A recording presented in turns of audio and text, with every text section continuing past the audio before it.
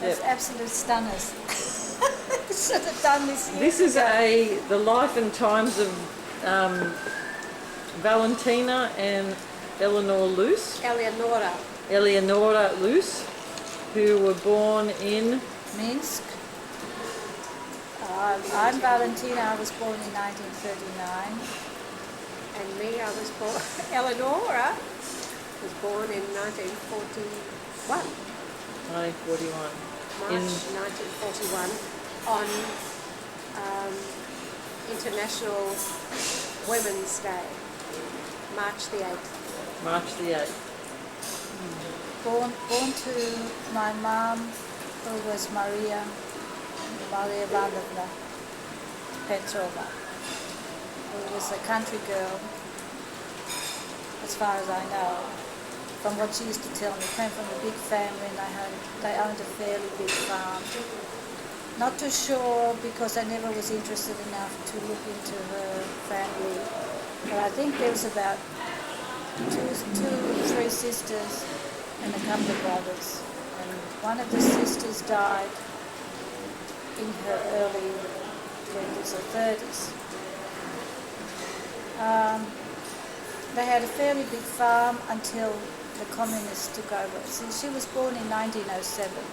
The communists took over in 1916.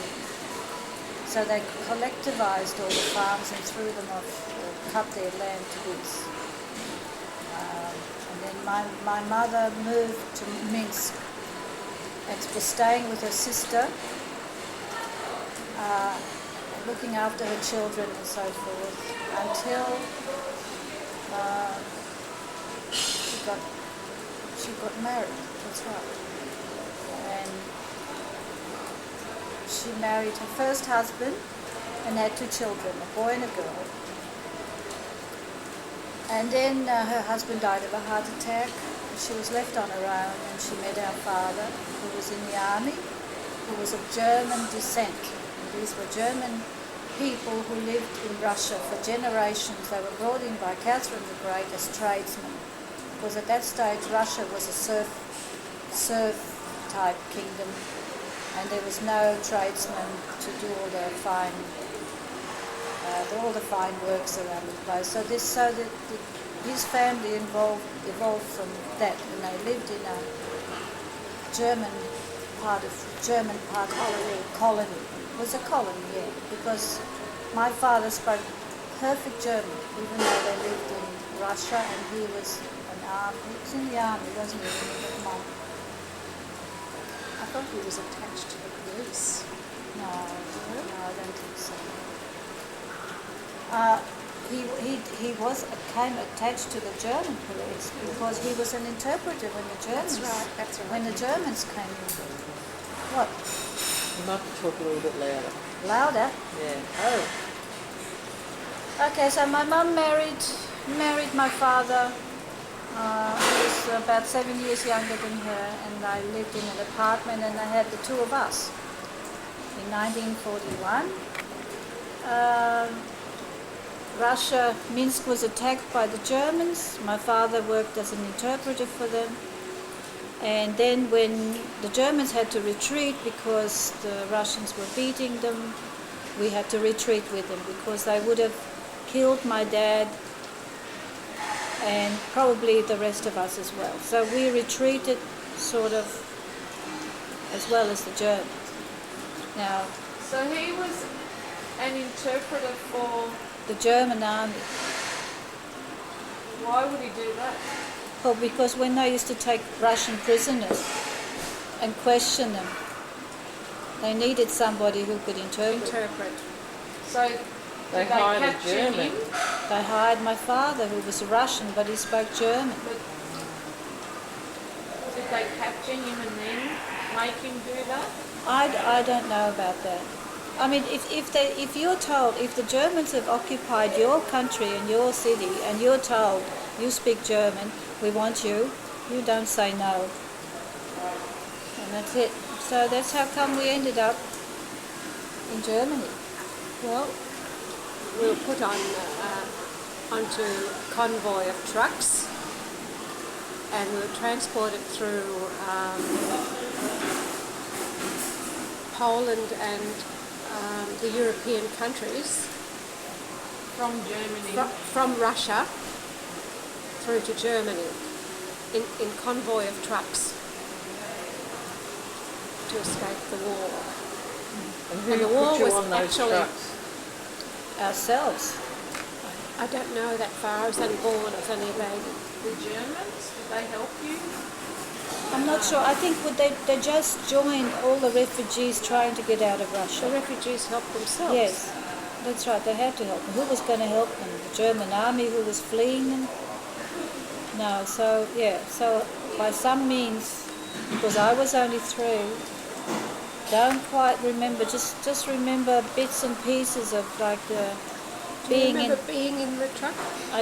I remember saying goodbye. I remember being on a truck saying goodbye because it stuck with me, and everybody's waving and carrying on and sad and tears and and the worst of all, my mum had to leave her 2 other children behind because our sister, she was with her sister, my mother's sister, who lived in a resort town, and both of them were doctors and they had no children, and so my mother had sent her over to them to be with them. And her son, who was older, was sent to a school camp. At the time it all broke out and they had to retreat, he was at a school camp. So my mum, just imagine leaving 2 kids behind and fleeing with 2 babies, 3-year-old and a 1-year-old. So I only remember very brief happenings, within that period when we were escaping. I remember mostly when we ended up in Germany, in Weingarten. That's sort of my memory starts to. I don't remember anything of that except the story that Mum used to tell us, and the fact that I got the measles and was offloaded for some time. Yeah, she thought she lost you too. And then I was delivered back sometime later, I don't know the timing, and I didn't know my own family, except to say that there was some ball involved. There was a ball and I took to the ball. I remembered the ball. Yeah. And then the nursing sister that delivered me, she, the day she went back, apparently the war broke out in Poland. We must have been in Poland. And they fear that she never got back to her country. So I was very lucky. Well, this according to Mum, this nursing sister who took you in the first place, all the children had to be taken away who had measles. It was an epidemic. She promised Mum, and Mum wasn't going to give you away, but she promised my mum that she would faithfully bring her back on, because actually Mum had no choice in the matter after that. But she thought that she lost your auntie too. She was gone. But she did. She came back and she brought Eleanor back with her. We lived in Weingarten, which was a sort of a villagey type of thing. The town was a lot further away, but we lived on the very outskirts of town. In little huts they were. Yeah, it wasn't big. It was a refugee camp. Yeah, but it was very tiny. It was a hostel. Yeah, basically. Huts. They were huts. Basically, it consisted of our family, which was our father's extended family too. He had a mother and a stepfather, and he had 3 sisters, and 2 of our cousins. We all lived together in these huts. And there was another couple of families, I can't remember who they were. And that's where Alex, my brother, was born. And I remember that must have been 19... So your dad was with you? Yeah. He'd got a job. He'd got a job in a machine. Speak German, and so he was working, he was employed. He was employed as a fitter and turner in one of the ammunitions factories nearby. Also nearby was this great big huge army hospital. Do you remember that? No, I don't remember that. I remember the doll factory. Yeah, all they started producing dolls. We had no toys. There was no such thing as toys when we were growing up. But suddenly Dad appeared with a couple of dolls. Oh, couldn't. I was like, I'm still thinking I'm dreaming. Toys, dolls, my God. I remember the ball, that's all we had. big black ball. Yeah, and I remember my brother being born, he must have been born, he's 5 years younger than I, so he was born in 44, just before the war finished. And I remember them waking me up and telling me, I was 5 years old, you got a baby brother, you got a baby brother. I was born at home. There was no other, for us there was no other facilities, for our people. Then the war, at that time the war was still going on, and this big army hospital I'm talking about had a huge Red Cross on the roof. It was caused by German soldiers that were wounded in the war. And the Americans, I remember the drone of hundreds of planes that came over, like a swarm of bees, and they bombed the hospital. They did. They bombed. It burned for 3 days, and I remember seeing the planes, and I remember at one time diving into the ditches with my mother, and I remember one time when we were in a bunker. And I remember just after it was bombed, like only an hour or so after, the people who were able to escape, and there was nurses, and they were spattered with mud and blood, and they were helping wounded German soldiers who were covered in blood, running away from, which was only about a kilometre away from us, running and helping these wounded soldiers to escape across the field.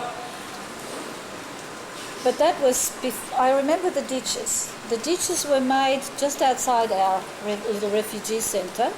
They made in the middle of a field, because we were on the edge of town. And in the middle of the field they dug these ditches with branches on top. So in case you hear this alarm, the bomb alarm, everybody ran for these shelters. And I remember the alarm went off, and our dad grabbed you and I, and Mum grabbed the baby. I don't know, we never saw Mum. She must have run in a different direction. But there was about 20 people in this ditch, all cowering while the bombs were falling. You remember that? Yes. And the funny thing at the time, I thought to myself, I was only a little kid, everybody was praying. I mean, much later on in life, I used to think to myself, you're okay, you don't believe in God, you don't believe in religion, but when something like that, everybody prays. The chips are down. When the chips... That's all you have. But do you remember when Mum took us for a walk with the pram one day, and the road going out of the town was, on each side of the road there was apple trees, pear trees, all kinds of fruit trees, and she took us down the road, along this country road, and all of a sudden we could hear a plane coming. And as it came towards us, and there was a few other people on bikes and so forth, it started strafing us. And I remember my mum grabbed the pram, grabbed us, fled under a tree, threw the pram over, and jumped on top of us to protect us, because it was just machine gunning everybody who was... I don't remember that. Yeah, it was absolutely terrifying. I mean, I was only 5-year-old. So it was terrifying, but it didn't make this huge, huge impression on me. Did you remember being a mum, being your mum, like if it was you with your children? It would be absolutely terrifying. A baby and a 3-year-old and a 5-year-old. She's had a hard life. She's had a hard, and then all the time thinking of the other two that she left behind that she couldn't contact. There was no way of She contacting. really lived.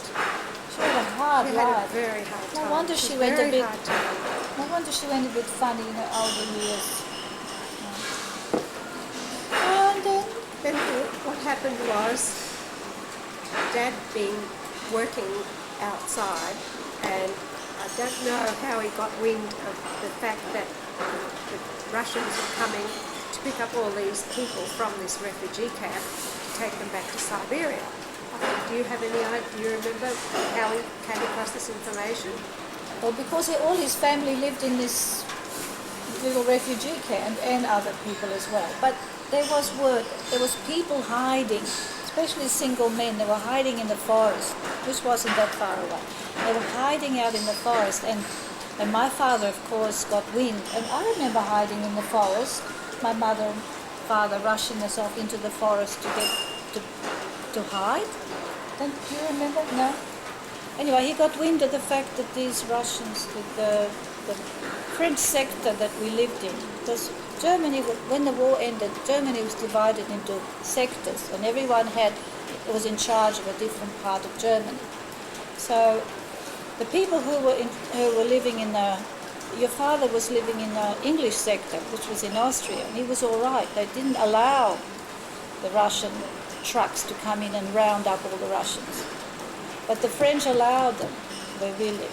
So they used to come in the middle of the night with machine guns and round up everybody who came from Russia.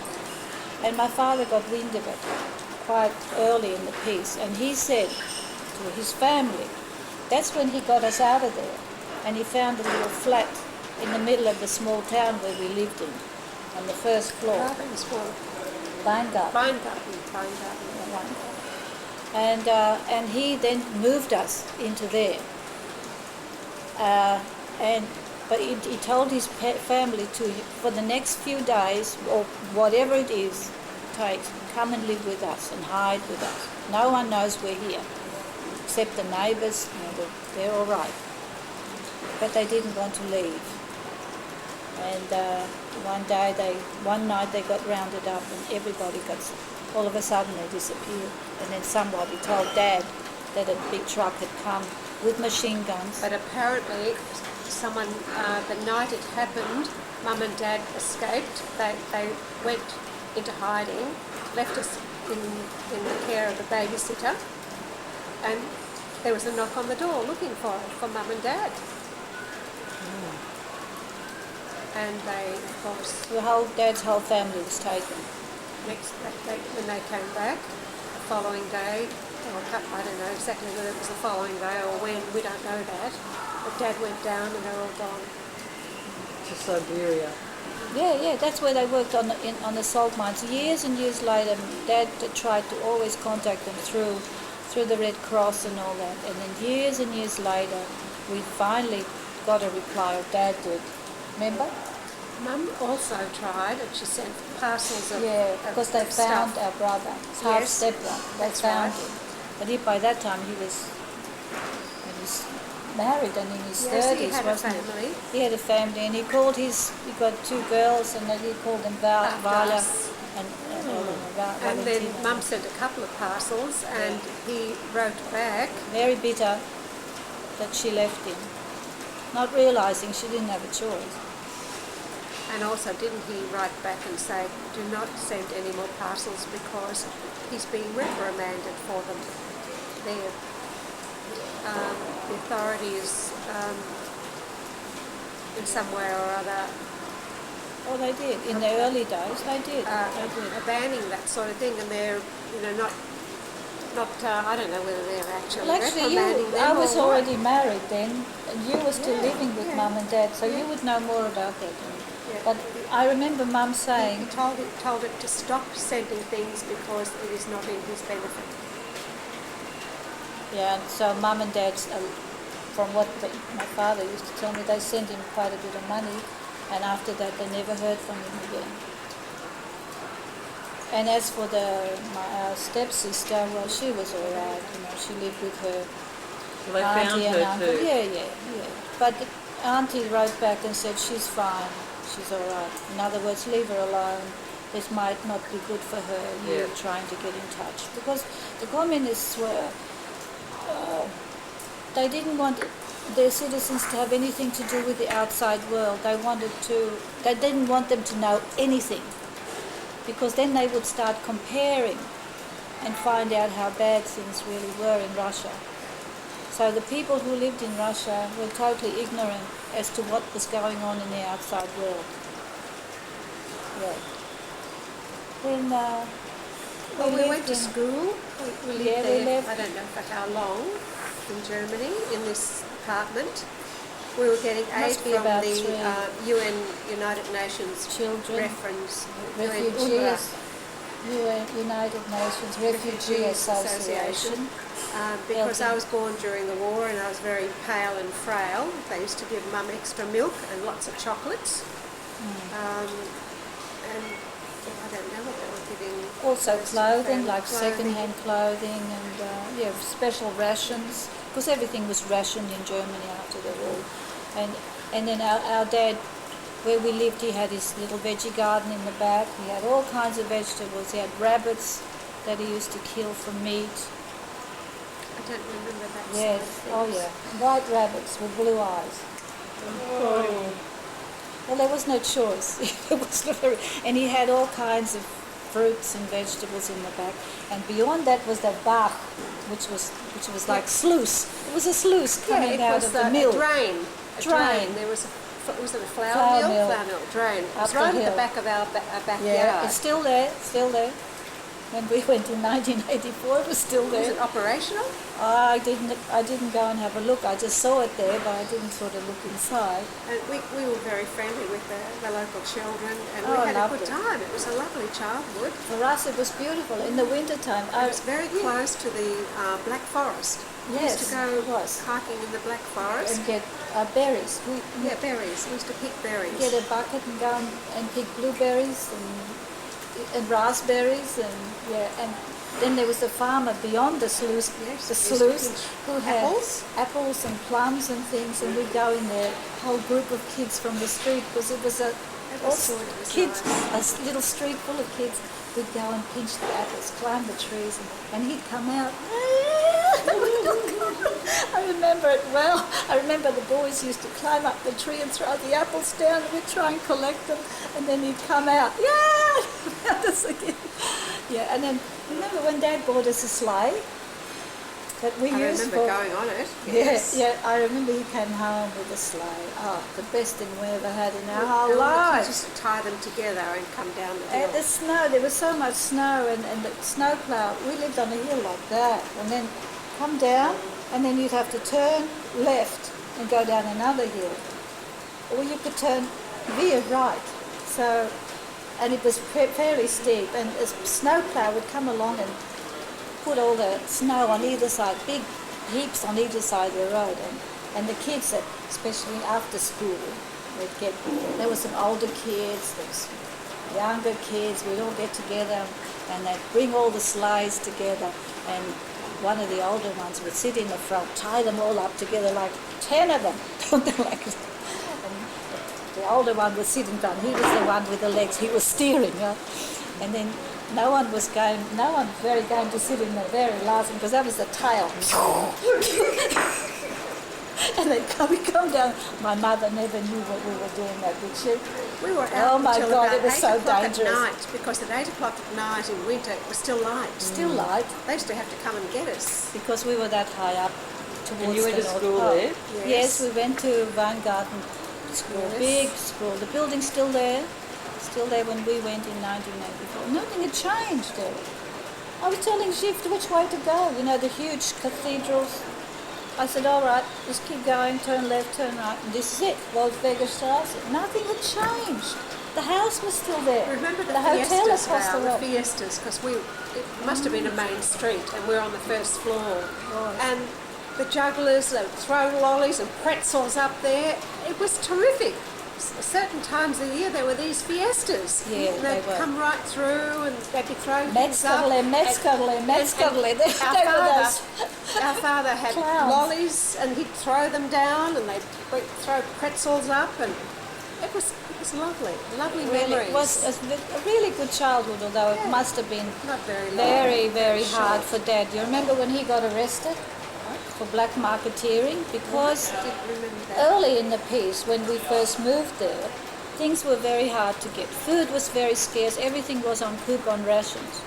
So when the UN, United Nations organization, used to give us chocolates, cigarettes for men, and all that type of thing, he'd go at night time on his bike to the local farmers who had the butter, he had the cheese, had the bread, had all that stuff that we really needed. They made their own. And he'd exchange the chocolates and the cigarettes. But that was against the law. And Dad got caught. One night he got caught, and I remember Mum saying, he's not home, where is he? By morning she was desperate. No, where is he? And then we had a knock or something on the door, and somebody said he's been arrested. black marketeering, swap things. That was against the law. Anyway, they had to go and get him out. I don't know if he got a fine or whatever it was. We didn't got him. So, but then things did ease up after a while. I remember the first time, Easter, and across the road was like a barber. Beautiful Easter eggs they had over there. It was all made purely out of sugar. The first year was red sugar in the form of bunnies and eggs and the whole window. And I'd never seen this before. We were all like, stare, and it was only sugar, never mind chocolate, it was just sugar. And we were staring at this window. I remember the first time ice cream arrived. Ice cream was full of bits of ice. We had to go down that hill, and turn to the left and go down the hill, and there was a few shops down there. And ice cream, what was it called in German? In German? And we used to line up for it. I don't know, it cost one penny or 2 penny, whatever. It was just like a washing machine tub, and they used to put cream and sugar and stuff in it. And Ice. Pieces Lots of of ice. And just have it going round and like, and then they get a little cup, scoop or something and whack. And like half of it was ice, and the other half was whatever, ice or whatever. Well, it all tasted good. It was very nice. Because It was we a never had very anything nice different. part of our life living was. in Germany. Do you remember when those horses came down the road and nearly killed our little brother? Briefly. There was a big sawmill up on top of the hill, way in the forest, and they used to transport boards and wood and all that in a horse and cart. So they had 2 horses in front in this big cart with all this wood on it. And the horses were coming down, and we were sort of on a bit of a bend. Yeah, that's right. And Alex, who was only a little kid, he was Isaac's age maybe, Isaac's age, was playing with his little friends down on the street. He shouldn't have been playing on the street. Anyway, these horses came tearing down out of control, and the man couldn't stop them. And they crashed into this. It was just sort of on a bend, and the building that was just on the edge of the bend, they crashed right into the building. And wood went everywhere, and the horses were really badly hurt, blood, and it was awful. And Mum was hysterical. Where's Alex? Where's Alex? Where's Alex? Where's Alex? And he had been down there. It was 5 minutes later. He would have been took off. Lucky he took off. Yeah. And then we went to school. You went to school. You lived there for how long? Oh, 7 years. 7 years. Before we went to Australia, 7 years. And then Dad got So wind you of were the fact. 10. I was 10. Must have been 7 or 8. You were 8. I was 8 left. when I came to Australia. Yeah, that's right. That's right. Then Dad got wind of immigration, and we had the option of going to Canada or Australia. And first time he was informed of a ship being available that was coming to Australia. So he said, that's it. Yeah, because we had nowhere to go. People like us were refugees in Germany. Germany certainly didn't need us. There was thousands of us. That's why they went all over the world.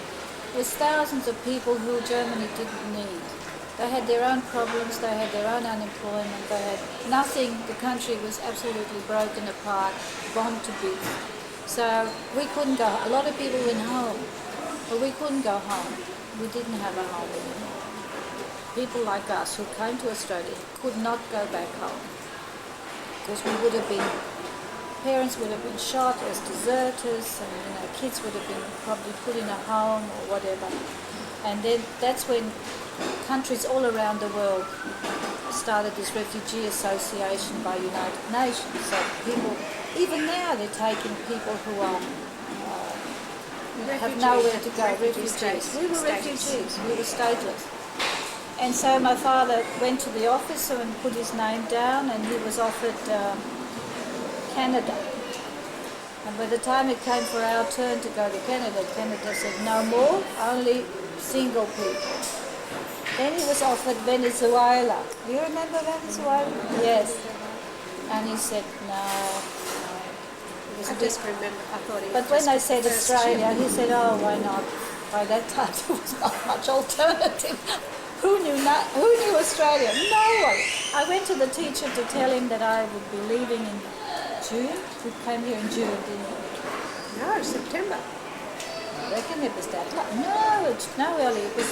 You remember how cold it was in Bathurst? It was freezing. You better have a look at the records. Yeah. Have a Anyway. look at the records. So he signed his name for us to go to Australia. My mother said, what? We were offloaded in Sydney Harbour. I know. So we went to Waldo first. No, we went to No, Bathurst. Bonegilla. What? No, Bonegilla, Victoria. No, we didn't go to Bonegilla. We went to Bathurst. You must have it all wrong. You better check. I'm right. And we got on, my mother said, what the hell have you done? What is Australia? I said to my teacher, well, Eleanor and I are leaving because we're going to Australia. And she said, oh, Australia.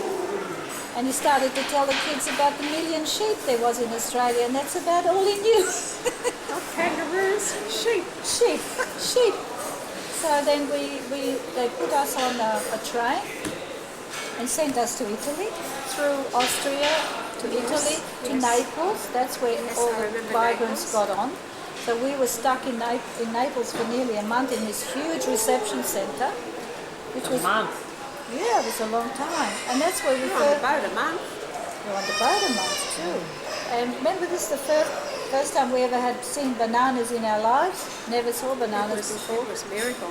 I loved it. I've never had a banana before. Dad used to go into Naples and buy stuff for us, whatever money he had.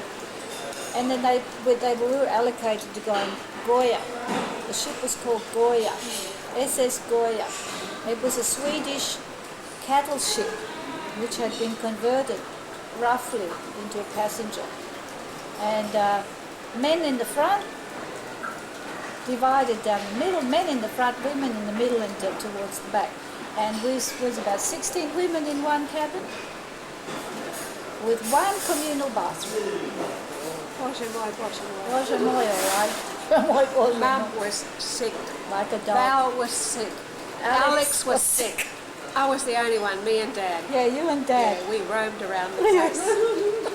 I'll always remember when we came, I think the Indian Ocean was stinking hot. It was so hot. We all moved up on deck and we were just lying on deck, sleeping, eating, doing everything up on deck. Because downstairs there was no windows, no porthole, no air conditioning. What was that, So we lived on deck, and then there was this huge storm. Remember the huge storm? Yes, everything went flying. I think I must have been in a triple deck, because it was triple deck bunks with little fence things around it. And I remember lying there, sick like a dog, holding.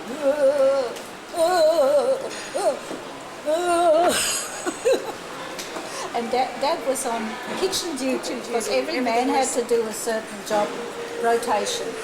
And he came and got you. Yes, we If went she round. was all right. Round, I was nothing wrong. okay. Everybody was spewing. And I remember he came back with breakfast, bread, and a whole milk can full of boiled eggs. I mean,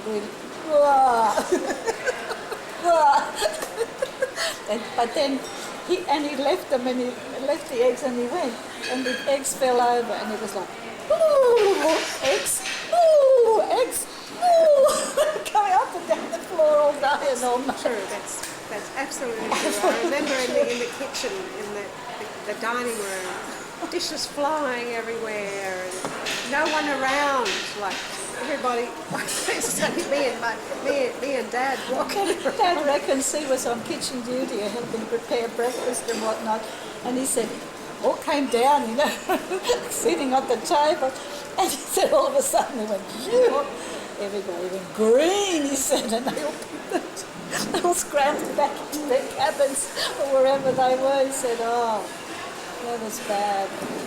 Remember when we went through the Suez Canal? Yes, vaguely. And there was these Arabs who used to sell watermelons and whatever fruit was going at the time. So you put your money in a handkerchief and something and let goes it down on a road. They take your money and put. Mum bought a Sit a big. bit closer together, ladies. Oh, sorry. Mum bought a big watermelon, and so he sent it up, and Alex got into the watermelon. Little Alex, my brother, he had diarrhea. At toilets, you had to go miles to go to a toilet, and he's running, and it's all running out of the back of him, poor little I bugger. wonder what during all this time when we were babies, they didn't have disposable nappies. No, Nothing no, like that. I don't know what they did, to be honest. I can't It's remember. unbelievable as to how they managed. If I know. They managed. And then we arrived in this, but we were lucky because when Dad went, he went on this Italian ship and they nearly starved to death. And Eddie's mum always used to say that the only thing that saved them was the fact that they used to bake fresh bread rolls every day. And so they would take their bread rolls and give it to Ed, your father, Eddie. And so that kept him going because nobody checked. The government used to allocate X amount of money to each ship to cater for X amount of people. Now they expected those people to be fed, but those low-down idiots, they used to take the money and give them nothing, barely get them over here, and they didn't care. So some ships cared, some countries cared, and some were just out to make money on it. We arrived in Australia at night time, it was dark. They shunted us into a train at Darling Harbour, which was then a shunter's huge train yard for shunting.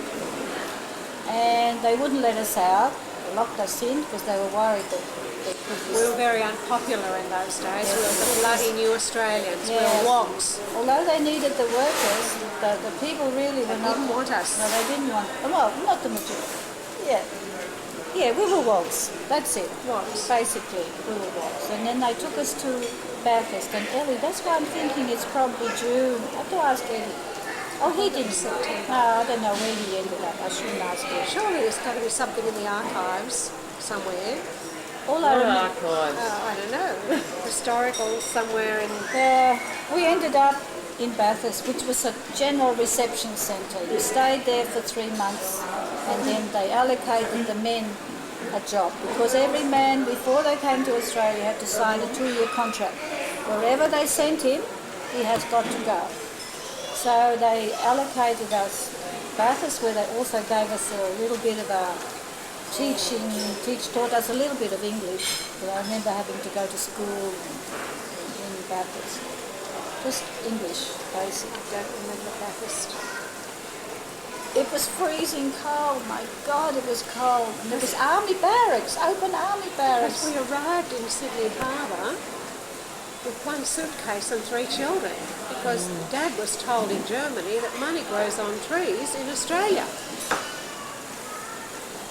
That's why everybody came here. Yeah, and then then they allocated Dad a job, which was in Bankstown at the airport, general cleaner in dog's body or whatever, you know. And they sent my mum, Eleanor, and Alex, your auntie, to Cowra. Sure? Yeah. Whether it was Cowra or Bonegilla. No, Bonegilla is in I Victoria. know. We were I never know. in Victoria. No? Cowra. Cowra. Cowra, of course. Maybe you can go into the records, whatever Mum's left. There might be something there. There would be a passport there. Once we got here, it was... No, we were in Cowra, which was purely an army camp, barracks, rooms, and only for women and children, because the men worked wherever. After that, But it we were was sent all to right. Walgrove. Remember, another army barrack, Oh, yeah, that's and that was infested with mosquitoes. And we had a barrack that was divided into 3, with sheets being the Dividing divisions. us, that's right, because it was just an empty barrack, and we had 3 or 4 families living in there. That was where Wonderland was. Remember the Wonderland Park? Oh, yeah. There. Yeah, you know Walgrove. And then But Cowra was good because Cowra, everybody had their 2 or 3 rooms depending on how many children. It was also barracks, but it was divided into rooms. I can't And remember. they used to have the communal kitchen, but they used to ask whoever had some knowledge of cooking out of the WOG population to come and do the cooking. So it was a lot more friendly because they got Mrs. Billy. You remember Lucy Billy? Yes. She was doing all the cooking. She made borscht and she made holopsie, whatever people wanted. And they were still whinging, you know, those women are bloody whingers. And we lived there 11 months. 11 months, and Dad used to try and come out every weekend on whatever train he could get. It was really hard on him. Cattle train, whatever he could jump on, he would come out just for the weekend and then have to go back. And after that they took pity on us and they sent us to Wargrove. Tapes run out.